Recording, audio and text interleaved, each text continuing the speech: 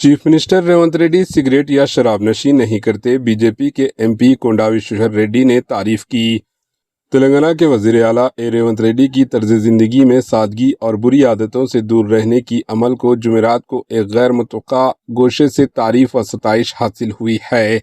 Bharatiya Janata party BJP के MP कोंडा विश्वेश्वर रेड्डी ने यहां चीफ मिनिस्टर की मौजूदगी में से नो टू ड्रग्स मुहिम के मौके पर मुनक़िदा तकारीब को मुखातिब करते हुए कहा कि इन्होंने कभी भी रेवंत रेड्डी को सिगरेट नोशी करते हुए नहीं देखा।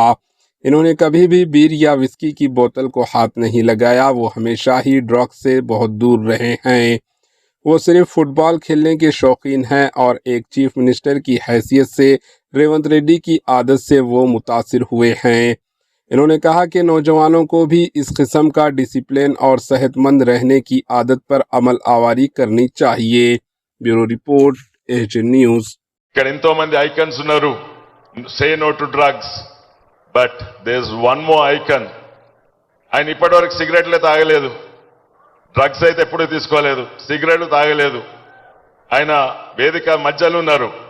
ఫర్ హిమ్ సిగరెట్ తాగరు, బియర్ తాగడు, విస్కీలు తాగడు.